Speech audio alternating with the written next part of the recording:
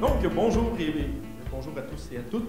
Nous allons aujourd'hui avoir la finale de la Ligue de débat. Nous avons l'équipe de Chaîne Bleue ici avec Lucas, Raphaël et Alexandra. Du côté de Soulanges, nous avons Mathilde, Sarah et Margot. Comme médiateur, nous avons Andréane Gagnon du Chaîne Bleue et le maître du temps, Xavier Côté-Bergeron du Chaîne Bleue également. Le maître. Donc, nous avons également la chance d'avoir comme juge Bertin, Badiam-Bilé, Philippe Duménil et Claire Gauthier pour nous assister dans le jugement de cette finale de la Ligue. Donc, juste rappeler quelques règles. Donc, il y a la première partie où c'est un débat formel. Je vais vous demander là, vous allez devoir présenter vos arguments, une équipe après l'autre. Et ensuite, Andréane va annoncer le début du débat libre. Et à ce moment, je vous demanderai de lever la main et d'attendre que Andréane vous pointe pour avoir votre droit de parole. En tout temps, il vous est interdit de vous parler entre vous pendant toute la durée du débat. Vous pouvez cependant communiquer entre vous à n'importe quel moment avec des feuilles qui ont été mises à votre disposition. Sur ce, je laisserai la parole à Andréane qui va nous présenter le sujet. Donc, merci beaucoup. Donc, pour cette finale-là, on va procéder de la même manière que les autres débats pour ce qui est de l'alternance. Donc, déterminer entre vous, joueur 1, joueur 2, joueur 3, pour au départ que chacun prenne la parole de manière alternée. Par la suite, on est dans le débat plus libre, donc vous pouvez alterner entre vous. Et on va garder un temps à la fin pour conclure le débat où vous aurez un 2 minutes, comme à toutes les autres fois, un 2 minutes de parole pour vraiment venir faire la conclusion de vos arguments. Donc, pour cette finale, le sujet est la discrimination positive dans les milieux de travail et les médias. Donc, par l'affirmation, est-ce que la discrimination positive est acceptable? On va commencer avec Soulanges. Donc, on fait cette introduction-là, là? OK. Ben, nous, on est pour. J'aimerais débuter dans le fond pourquoi. Pardon. Comme à plusieurs endroits à travers le monde, le Québec a la chance de bénéficier d'une société diversifiée. Malheureusement, ce n'est pas tous les groupes qui arrivent sur le même pied d'égalité. Les hommes, les Blancs, les femmes, les Autochtones, les personnes racisées constituent tous l'environnement riche qui compose le Québec et ont tous une place ici, mais ils ne sont pas représentés également et ne sont pas offerts les mêmes opportunités. Comment on pourrait combattre le phénomène? En fait, ça peut sonner contre-productif, évidemment, mais la discrimination positive peut se révéler utile de plusieurs façons, puis pas seulement en forçant la diversité pour contrer la discrimination, mais elle peut être favorable pour l'économie et le bien-être individuel. Elle peut être un outil pour une société pas seulement plus égalitaire, mais plus équitable. C'est pourquoi on ne voit pas pourquoi la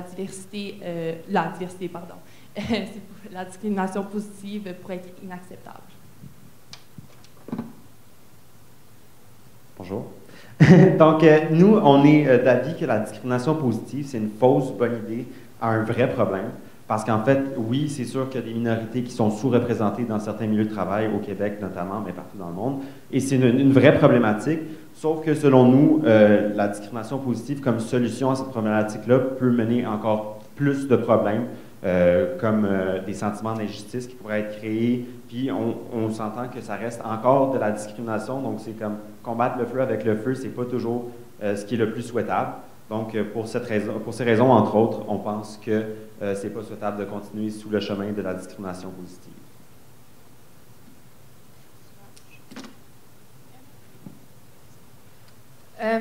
Je vais vous raconter une histoire.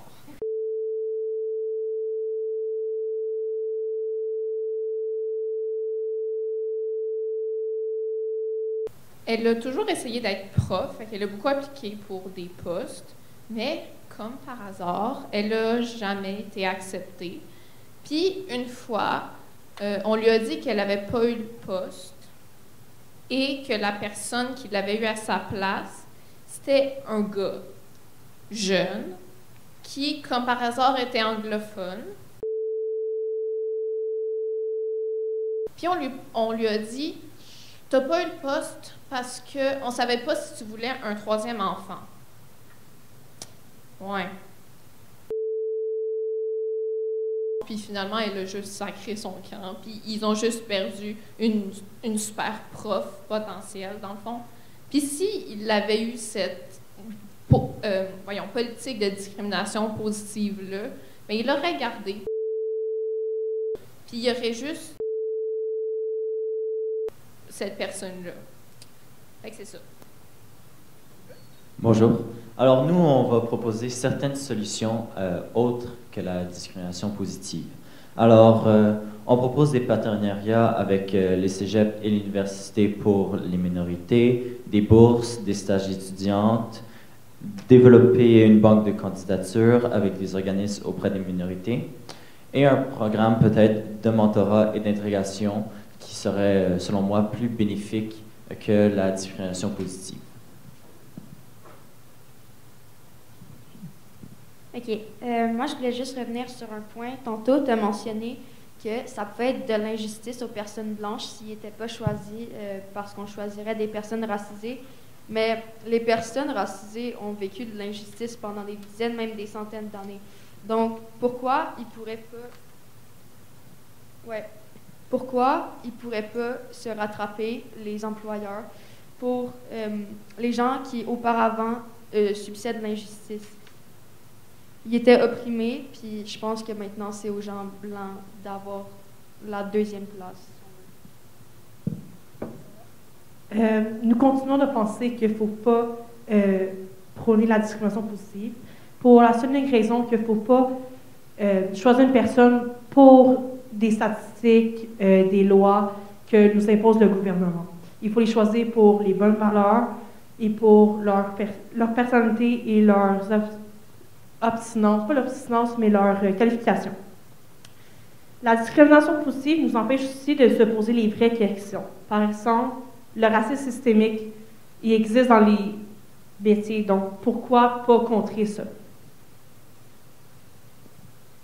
Donc, tantôt, vous avez fait mention de solutions, puis autant qu'on est totalement d'accord qu'il y a d'autres solutions, la discrimination positive peut être une solution. Elle ne devrait pas complètement être bannie. Surtout sur, je dirais plus, le point de vue économique puis de productivité, quand ça s'en vient à engager quelqu'un pour un travail ou une entreprise. Il y a une étude qui a été faite par Diversity Institute, puis dans le fond, c'est vraiment ce qu'ils font, c'est essayer d'amener des minorités à être plus encouragées vers certains travails et tout. Puis dans le fond, il y avait une citation qui souligne pas mal mon point, de Wendy Coquier, qui est la directrice, dans le fond, de cette institution-là, qui dit que les organisations affichant une diversité au sein de leur haute direction sont plus novatrices. Donc, c'est juste une façon de dire que une haute direction ou une entreprise qui est plus diversifiée, ça va favoriser, dans le fond, les compétences, puis juste la façon que l'entreprise fonctionne parce qu'il y a plusieurs points de vue différents. Puis aussi, les clients, disons, d'une entreprise pourraient se sentir plus rattachés à celle-là puisqu'ils savent que les travailleurs viennent de différentes minorités, puis ils pourraient se sentir plus, disons, concernés, c'est ça. Donc, pour revenir sur notre position officielle, on veut vraiment clarifier et faire une distinction entre la discrimination positive et les solutions face à l'injustice. Nous, on est 100% pour, là, on veut, et je suis tellement d'accord qu'une société doit être diversifiée, les conseils d'administration doivent être diversifiés, je pense que tous les groupes doivent être représentés. Cependant, nous, on ne considère pas que la discrimination positive est la solution et l'attitude à adopter pour arriver à ces besoins-là. Je vais revenir tantôt, quand on a dit, on parlait d'injustice, c'est un sentiment d'injustice. On sait, les personnes qui vivent encore des injustices aujourd'hui, trop souvent, c'est les minorités, visibles ou pas, les femmes, les personnes handicapées, etc. C'est ces personnes-là qu'il faut promouvoir et permettre d'accéder à des postes importants et à des opportunités importantes, tout en montrant que c'est des personnes qualifiées, parce que ce qui peut arriver souvent, c'est que les gens vont se dire « Ah, mais cette personne-là, elle a été embauchée juste parce qu'il faut qu'ils remplissent leur quota. » Ben là, il n'est pas aussi qualifié que moi, j'ai travaillé fort, puis c'est pas pour des quotas que je suis là, c'est parce que je mérite ce poste-là. Nous, on pense que c'est super... Excusez-moi. C'est super important de faire la promotion de la diversité, mais de façon vraiment inclusive. C'est ça, d'oublier la discrimination, mais vraiment de s'assurer que tout le monde a les opportunités nécessaires pour arriver et monter aux objectifs qu'ils veulent atteindre dans le marché du travail.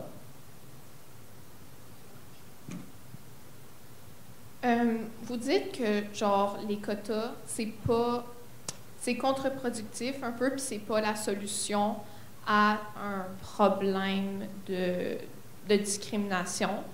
Toutefois, la London School of Economics, elle a constaté que non, les quotas ne nuisent pas à la qualité des travailleurs d'un groupe. Au contraire, surtout pour ce qui est des quotas, pour le nombre de femmes dans une entreprise, ils ont constaté que plus il y a de femmes, plus la productivité de l'entreprise va augmenter, parce que ce qu'ils vont faire, c'est qu'ils vont un peu virer les hommes qui, eux, font un travail médiocre, et c'est des femmes qui vont le remplacer.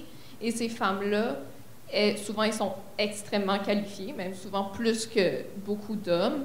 Puis elles vont réaliser qu'elles ont un peu la chance d'être là et se dépasser tout le temps, et donc favoriser la productivité de l'entreprise. Fait que les quotas, ben, en tout cas, je vois pas ce qu'il y a de négatif là-dedans, pour être honnête. Dans le fond, ce qu'on veut dire, ce qui est vraiment important, c'est que on veut vraiment être clair là, qu'on est vraiment pour avoir des femmes en position d'autorité, des femmes dans les boardrooms, les diversités, toutes sortes de gens. On veut vraiment la promotion de ça. Ceci étant dit, je trouve que le problème avec l'histoire des quotas, c'est que c'est vraiment un rideau de fumée sur une vraie problématique. Je trouve que ça nous empêche de se poser la question de comment ça se fait qu'on est d'obliger des compagnies à engager des femmes, des minorités. Le problème, c'est qu'ils n'ont pas accès à ces opportunités-là autrement. C'est vraiment ça le problème. Il faut s'attarder au problème de fond, justement, de est-ce qu'il y a un manque de financement? Comment ça se fait que c'est encore aujourd'hui, en 2022, les hommes blancs, pas handicapés, membres d'aucune minorité, qui ont les opportunités sans devoir passer par des quotas ou sans devoir comme, obliger les employeurs à les engager. C'est vraiment ça le problème, selon nous. Puis c'est ça qu'il faut contrer. Il faut montrer que tout le monde est capable de monter ces paliers-là. Puis il faut voir comment ça se fait qu'encore aujourd'hui, il faut obliger des gens à engager des personnes issues de diversité alors qu'elles sont totalement qualifiées. Ça ne devrait pas être une obligation de les engager, mais qu'ils devraient pouvoir se qualifier encore davantage et être capables d'être engagés selon leurs qualifications et les opportunités qui peuvent se créer. Le problème avec ce que tu viens de dire, c'est que c'est pas tout le monde qui est ouvert comme ça. Il y a certaines entreprises qui vont juste pas accepter les candidatures des personnes racisées et qui font partie des minorités. Fait que les quotas, c'est important. Puis, si un homme blanc, par exemple, se fait refuser un emploi, il ne va pas avoir de difficulté à en trouver un autre dans une autre entreprise, parce qu'ils ont quand même plus de pouvoir, on va dire, dans les entreprises et tout. Et genre, s'il est discriminé positivement, je veux dire, il n'y aura pas de problème comme une personne, par exemple, autochtone ou noire qui se fait discriminer. Dans les quotas, on peut voir aussi que les Autochtones sont toujours exclus. Selon la loi, les Autochtones sont exclus. Donc, ça va être les personnes noires, marginalisées, de sexe opposé. On parle de sexe féminin dans ce cas-ci, qui vont être mis de l'avant, mais tout le temps en commençant la phrase en disant, entre parenthèses, en excluant les Autochtones, puis les commence à anonymiser. Donc, théoriquement, votre quota ne marche pas parce que les Autochtones vont être mis de côté. On sait que dans certaines situations, les Autochtones vont être mis de côté, mais justement, la discrimination positive, dans certains cas, on va justement créer des emplois qui vont être spécifiquement pour les Autochtones. Et c'est cette partie de la discrimination positive qu'on croit qui est très bonne, dans le fond. Puis, vous parlez surtout, plus vers le début, que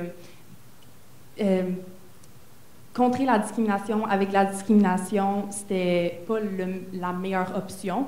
Puis, on pense que dans ce cas-ci, Mathilde en a fait mention tantôt, mais autant que c'est un moyen de rendre justice à des peuples qui étaient auparavant subjugués, opprimés et tout, c'est aussi un moyen concret d'apporter la diversité dans les milieux de travail ou autres milieux. Puis j'aimerais juste donner un exemple où la discrimination positive, techniquement, a été bien appliquée.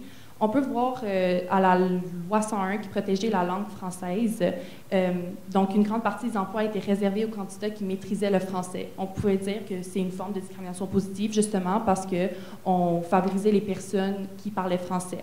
Ensuite, la loi sur la radiodiffusion qui, dans le fond, discriminait sur plus le côté, les chansons anglaises et tout, parce qu'il y avait une obligation de produire ou de diffuser de 40 à 60% de contenu français. Donc, on a aussi une façon de discriminer positivement.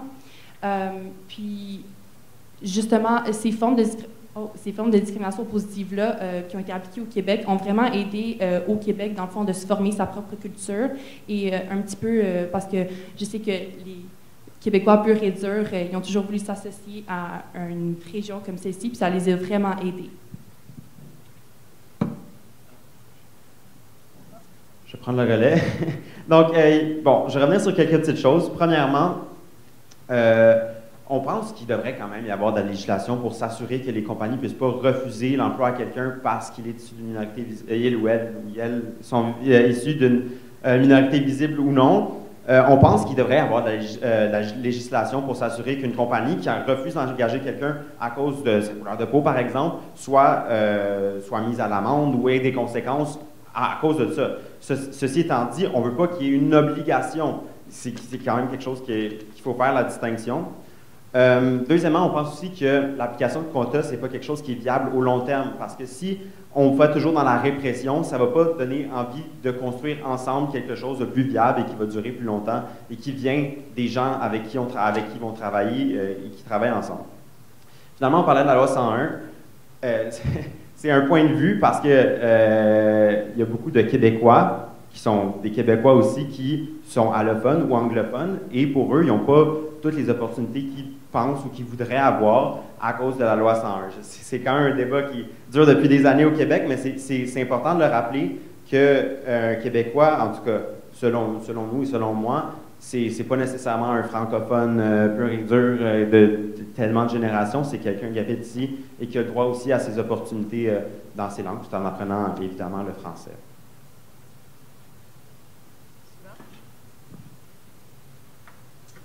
OK.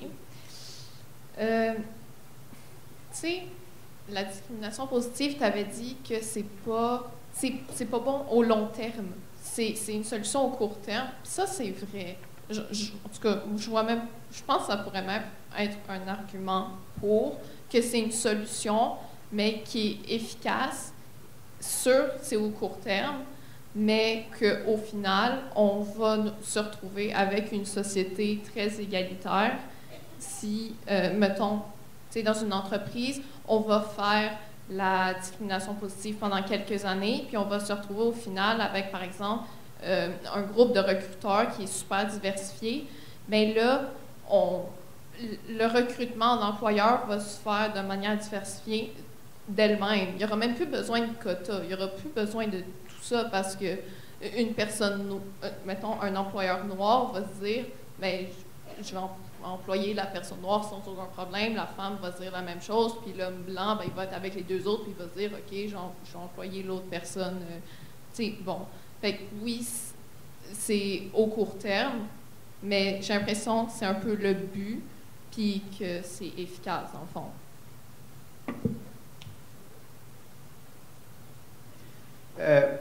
Je pense que oui, c'est important. C'est sûr qu'au court terme, comme on verrait des applications là, c'est sûr qu'on a l'impression que, OK, il y a vraiment du changement qui est opéré. Sauf que le problème, je pense, c'est que ça vient d'un manque d'opportunités dès le début des études, de l'enfance, des carnets de contact et tout ça. Parce qu'on s'entend que les gens qui vont être engagés grâce ou à cause des quotas, c'est des gens qui ont quand même un certain niveau là, de qualification. Ils ne vont pas engager n'importe qui juste pour remplir leur quota, ça, on le sait quand même. Sauf que le problème, c'est que c'est des personnes qui ont quand même eu des opportunités, soit des parents qui les ont stimulés avant d'aller à l'école ou comme du financement pour les études et tout ça. Et il y a une grande partie qui est laissée derrière par ce programme-là qui, eux, ils n'ont pas eu le stimuli, l'école, ça n'a pas toujours été super important dans la famille peut-être, ou ils n'ont pas été poussés, ou ils n'ont pas eu les carnets de contact de leurs parents, par exemple, pour aller au-delà de ce qu'ils voyaient autour d'eux et rentrer dans ces quotas-là. Donc, je pense que l'important, une des solutions que Raphaël a évoquées tantôt, qui est super importante, c'est de s'assurer que ces personnes-là, dès le plus jeune âge, ont accès à des bourses ou à des carnets de contact, des stages pour essayer de se favoriser, de connaître plus de gens, de connaître des opportunités, de voir ce qu'on peut faire pour travailler, puis aller dans les milieux où ils veulent travailler, puis former des gens qui ne seraient pas nécessairement, qui selon leur famille ou leur milieu, ils n'iraient pas nécessairement dans une certaine direction, puis s'assurer qu'ils puissent avoir l'opportunité d'aller dans la direction s'ils le désirent. Donc, on comprend votre point sur il faut s'assurer dès le jeune âge de favoriser ces minorités-là pour qu'ils aillent à l'école, ils finissent, ils se rendent sur le marché du travail et tout. Mais à quel point la discrimination positive empêcherait ça? Je veux dire, c'est un moyen concret, facile, comme un petit peu Margot l'a dit tantôt, d'atteindre une certaine diversité, mais c'est sûr que ça ne va pas empêcher les autres moyens qu'on peut prendre pour que sur le long terme, il y ait plus de diversité dans les entreprises ou dans les milieux de travaux et tout. Puis moi, je veux juste commencer sur un point que nous, on vise surtout sur le fait que la discrimination positive mènerait plus à l'équité, qui est un sujet que j'ai l'impression qu'on néglige parce que, justement, un traitement préférentiel qui serait offert à des groupes opprimés, ça permettrait d'atteindre l'équité face aux groupes aisés qui ont reçu des traitements, des bons traitements qui leur ont toujours été accordés. Fait que ça nous permettrait de balancer d'une bonne façon, puis non seulement on atteindrait l'égalité, mais l'équité aussi.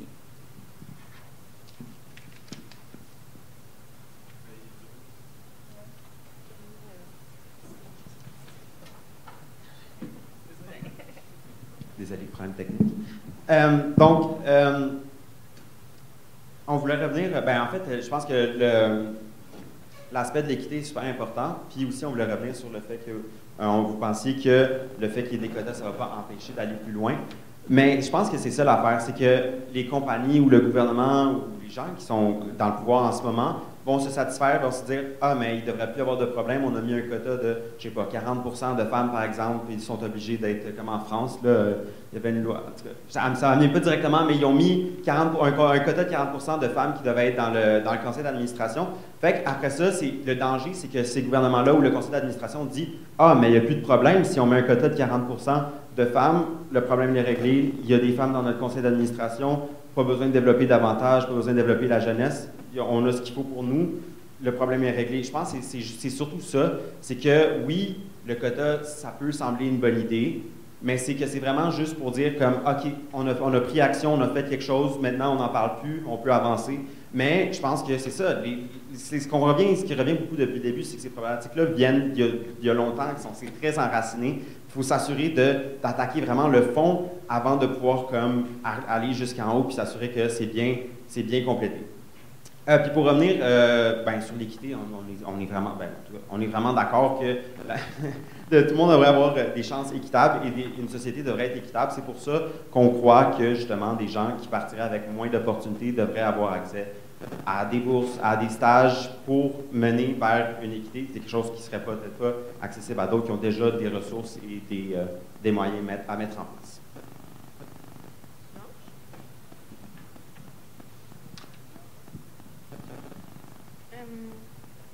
OK. Vous parlez souvent de bourses et de stages, mais en quoi quelqu'un de défavorisé qui a une bourse, tu sais,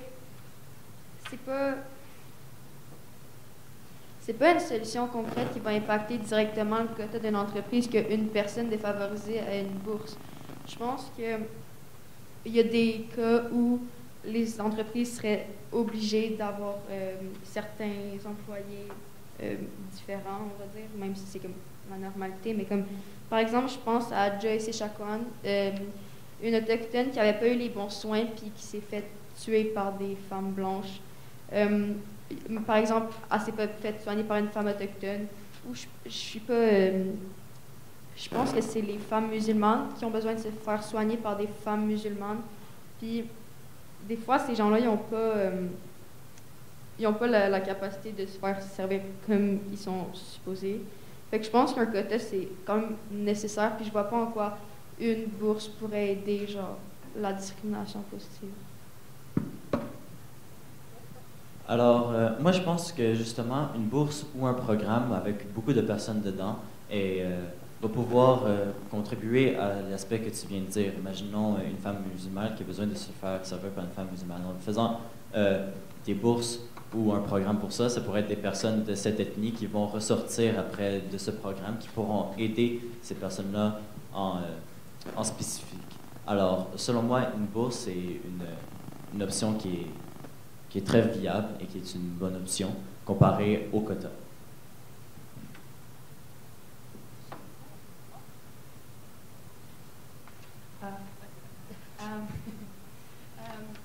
Vous parlez souvent beaucoup des solutions et tout, puis j'aimerais juste ça qu'on... Est-ce qu'on entend? J'aimerais ça juste qu'on revienne. Est-ce que vous pouvez me dire concrètement, c'est quoi le plus gros problème avec la discrimination positive, autre que vous avez l'impression que ça... C'est pas bien empêcher la discrimination avec la discrimination? Parce qu'on parle beaucoup de solutions, mais...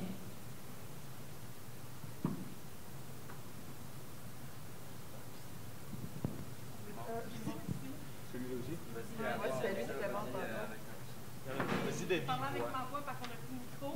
Je pense que M. Bélanger est sauveur de la situation. OK, maintenant on m'entend, c'est bon.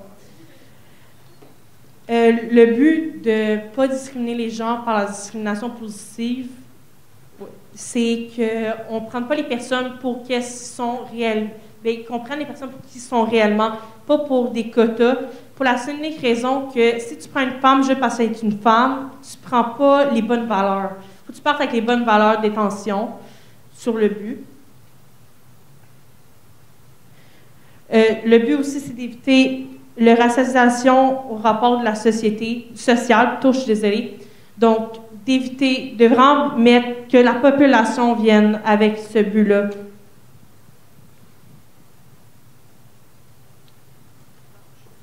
Vous dites, une femme va se faire engager parce que c'est une femme. Mais de un, elle a assurément les qualifications parce que sinon c'est genre dangereux et illégal. Puis de deux, sans la discrimination positive, ben c'est l'homme qu'on va engager parce que c'est un homme. Ou c'est le blanc qu'on va engager parce que c'est un blanc. Fait que c'est le même pattern. Fait que pourquoi il y en a un qu'on dirait non, c'est pas correct, puis l'autre, on dirait ben c'est comme ça que la société marche. Genre, c'est ça. Mais je pense que c'est sûr qu'il y a un important travail de sensibilisation à faire. C'est clair que les gens doivent savoir qu'ils doivent engager des gens de tous horizons, mais sans que ce soit une obligation. Je pense que, tu sais, on parle de nos programmes et tout ça, mais c'est vraiment important de donner l'opportunité aux gens de grandir et d'avoir un plus grand bassin d'où aller chercher des futurs employés. Je pense que auparavant, c'était beaucoup, comme au Québec par exemple, c'était beaucoup des hommes blancs, hétérosexuels et tout le classique, là, qui avaient les opportunités parce que c'est eux qui, depuis le début, depuis toujours, avaient l'argent, les études, les contacts, puis tout ça. Fait que c'est sûr que là, quand ça en allait pour chercher une job, ben là, ils connaissaient quelqu'un dans cette entreprise-là, il y avait les qualifications pour ça, il y avait ça pour ça. Fait que c'est sûr que c'est lui qui allait être embauché.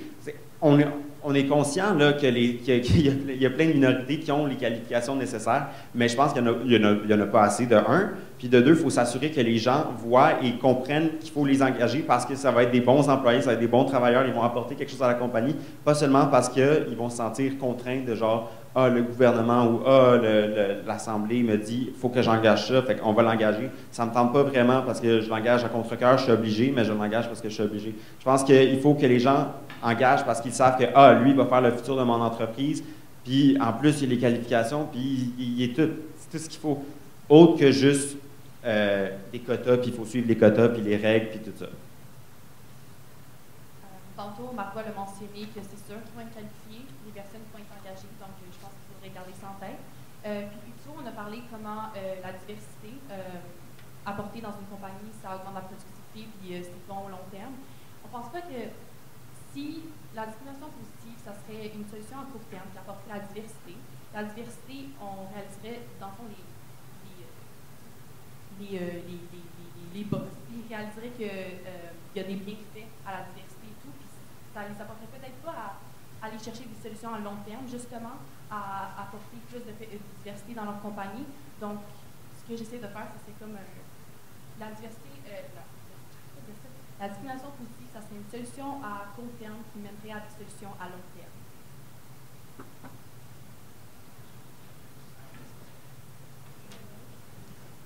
Alors, pour la discrimination positive, c'est de choisir la personne de par qu'elle soit racisée. T'sais. Nous, on pense qu'une personne devrait être choisie par ses qualifications. C'est pour ça qu'on offre des programmes, des bourses. Alors, je veux juste rappeler qu'on n'est pas contre cette diversité, on est pour cette diversité, mais il y a d'autres moyens de le faire. Voilà.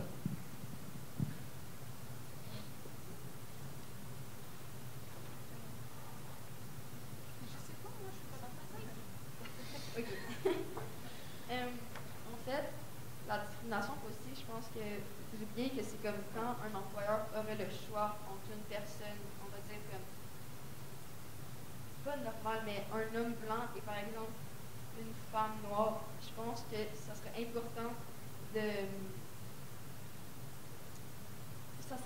choisir la diversité pour que la diversité devienne la normalité. Puis je pense que refuser la discrimination positive, c'est un peu refuser l'évolution. Parce que si on reste dans une société d'il y a 50 ans où c'était des hommes blancs qui travaillent dans des entreprises créées par des hommes blancs, ben, la société n'avancerait jamais puis il n'y aurait aucun changement.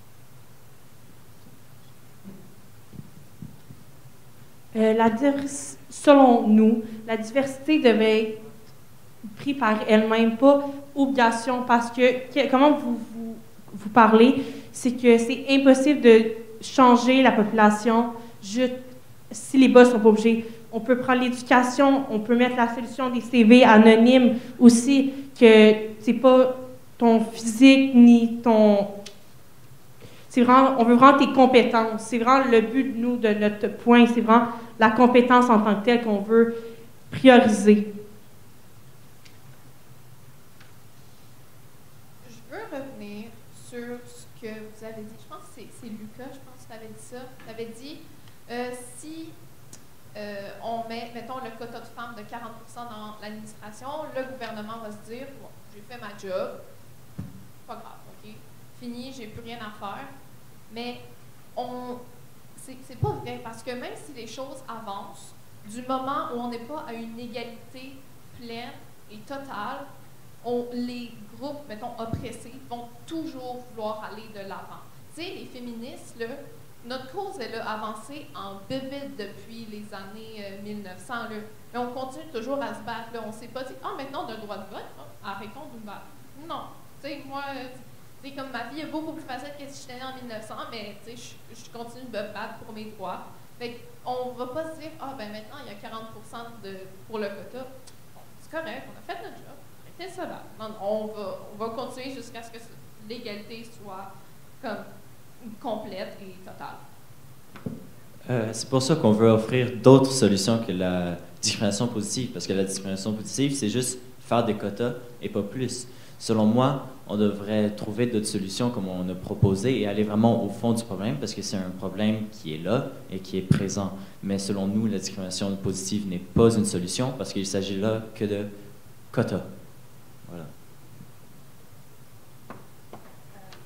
Parler surtout des bourses et d'encourager à un jeune âge les gens d'arriver et tout, mais ils vont toujours à la fin faire face dans le fond, à l'employeur qui va essayer de les employer, puis la discrimination positive, dans le fond, ça mènerait à essayer ça serait un moyen de stopper les mécanismes d'exclusion naturelle ou la discrimination qui est vraiment comme qui a toujours été perpétrée et reste dans la tête, dans le fond, des employeurs. Il y a toujours des préjugés qui vont se former par rapport aux stéréotypes des minorités visibles qui, dans le fond, vont toujours les suivre pendant toute leur vie, à moins que ça complètement change le monde d'ici demain. Oui. Non, mais on comprend vraiment l'objectif, puis c'est très louable comme cause, puis on est totalement d'accord. C'est sûr qu'on est moins d'accord sur les façons d'arriver à ça, mais il y a plusieurs solutions aussi qui peuvent être faites pour s'assurer que ces gens-là aient quand même l'opportunité d'être engagés sans être discriminés. On parlait notamment, on a l'exemple notamment de donner de l'opportunité des CV anonymes. Dans le fond, c'est de se présenter à un poste sans que l'employeur puisse avoir la possibilité de faire de la discrimination, au moins avant une entrevue. Puis, on voulait aussi revenir sur le fait que le problème de fond, le problème qui est difficile avec l'imposition des quotas, c'est aussi l'environnement de travail et le vivre ensemble qui vient après. On parlait d'un sentiment d'injustice tantôt, et c'est quelque chose qui peut être vécu par les personnes qui ne sont pas engagées avec des quotas, mais aussi par les personnes qui, eux, sont engagées par quotas. J'ai un très bon exemple. Moi, par exemple, je travaille comme sauveteur pour la ville de Pointe-Claire. Puis quand je passais le processus d'embauche, on m'a demandé si je faisais partie d'une minorité visible, si j'étais issu de l'immigration, etc. Puis oui. Fait que, tu sais, il y a toujours ce sentiment-là aussi. On ne sait pas comme, est-ce que j'ai été engagé parce que, tu sais, je vaux vraiment la peine de travailler pour eux? Est-ce que c'est vraiment pour ça qu'ils m'ont engagé parce qu'ils pensaient que j'allais pouvoir faire une différence ou quelque chose? Ou si je suis là parce que c'est pour des quotas, puis je suis juste là pour remplir leurs quotas, puis checker des cases, puis tout ça. Fait que ça met des questions sur soi-même, puis aussi dans l'environnement. Est-ce que mes collègues se disent, ah ouais, lui il est là juste parce que c'est pour un quota, puis c'est juste ça, mais je suis meilleur que lui, tu sais. Ça pose des questions importantes sur le vivre ensemble et l'environnement de travail par la suite, là. On va y aller avec une dernière intervention du côté de Soulanges, puis ensuite on va conclure avec Chaîne Bleue, puis Soulanges en conclusion. OK. Vous avez parlé des entrevues sans voir la personne, mais il y a une étude française qui prouve que 80% des employeurs préfèrent, par exemple en France, des noms de famille ou des noms qui sonnent français et pas comme, tu sais, comme Sarah, son nom de famille c'est Moulich. Bon, ben en France, il y aurait des employeurs qui ne l'emploieraient pas parce que son nom de famille c'est ça. Il y a de la discrimination, peu importe si on voit ou pas la personne, c'est pas juste l'apparence, c'est pas juste ce qu'on voit. Donc, pour conclure, Chaîne Bleue. Pour conclure, nous, on est contre la discrimination positive parce qu'on pense qu'il y a beaucoup d'autres solutions. Peut-être pas les CV anonymes, mais il y a d'autres solutions possibles, des bourses, des programmes, des banques de noms. Il y a beaucoup d'autres alternatives à ce problème et nous, on veut trouver une solution au vrai problème de fond, que ce soit le racisme systémique, mais selon nous, la discrimination positive n'est pas la bonne solution. Voilà. On est pour la discrimination positive, puisque justement, malgré toutes les autres solutions qui peuvent être utilisées à des fins, dans le fond, de stopper le racisme systémique ou toute forme de sexisme ou discrimination, en fait, je pense, on pense que c'est une des solutions à court terme les plus efficaces pour justement apporter des solutions à long terme qui nous affecteraient positivement.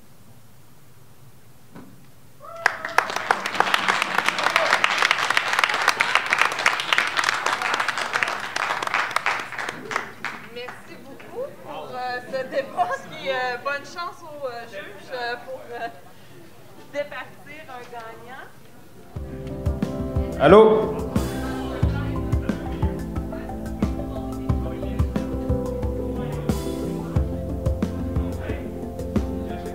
Parfait. Avant de donner la parole à mon confrère de Valleyfield pour annoncer l'équipe gagnante, sincèrement, quand je suis entré là-bas, la première question que j'ai demandé à mes collègues, c'est que est-ce qu'on est devant des élèves du secondaire ou bien des élèves de l'université? En tout cas, je n'en revenais pas. Félicitations aux enseignants qui ont fait ce travail et félicitations aux élèves qui se sont vraiment... En tout cas, je n'en revenais pas. Et même nous, là, on est partagés. Félicitations et j'espère que je vais amener mes élèves de Cité des Jeunes l'année prochaine.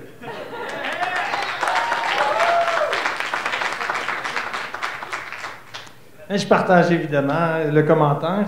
Nous sommes très agréablement surpris de la qualité des échanges. Écoutez, pendant 40 minutes, vous avez tenu le pavé, le très haut. C'était d'un très bon niveau. Il y avait beaucoup d'idées. C'était très bien articulé. Et c'était riche et ça nous a amené nous-mêmes à des remises en question de nos idées sur la question. Et donc, félicitations, on sort enrichi de cette activité. Si on regarde les critères, évidemment, ça a été très serré. OK, c'est très, très serré. Je ne sais pas si vous aviez, les participants, là, la feuille de critères que nous avions. Alors, on a l'équipe emploie des stratégies rhétoriques convaincantes et efficaces. On a trouvé sur cet élément que l'équipe du Chêne Bleu, portée par un leader argumentatif digne de mention, l'emportait sur cet élément.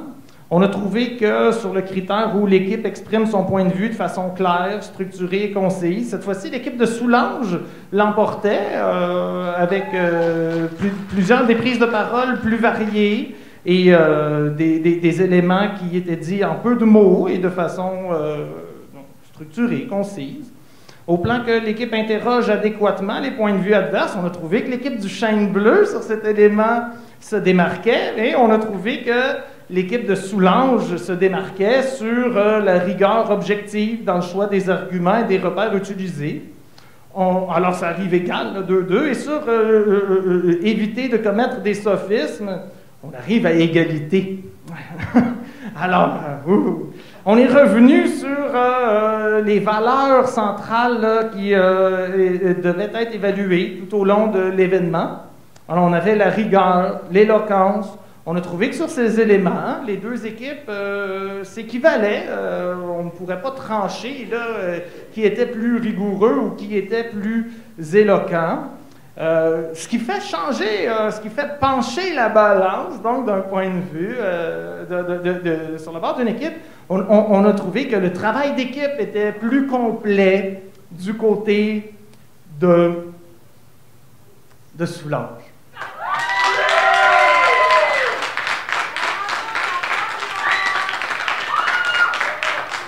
Félicitations. Voilà.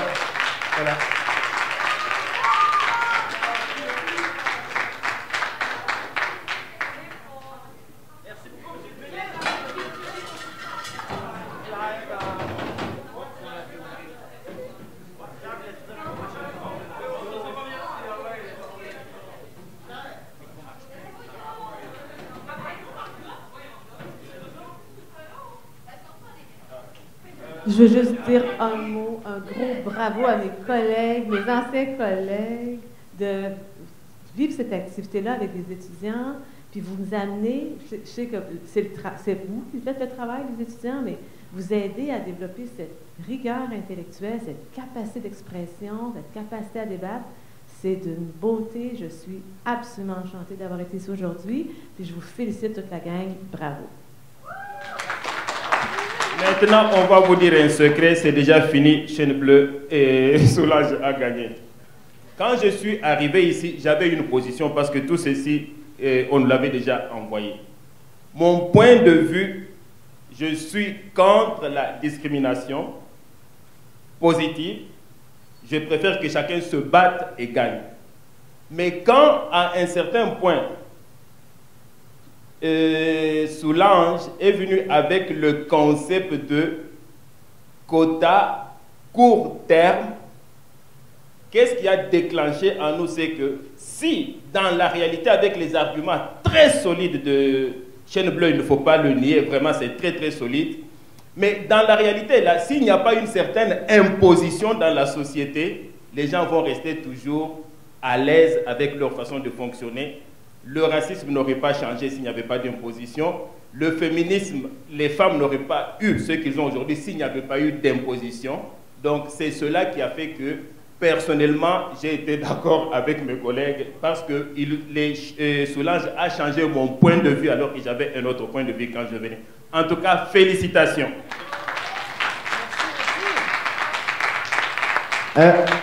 Monsieur Jean, est-ce qu'on peut avoir une photo d'honneur avec nos trois juges? Ce serait bien. Donc, est-ce qu'on prend une photo de groupe avec les 3 juges? Oui? Amenez-vous la baguette, s'il vous plaît.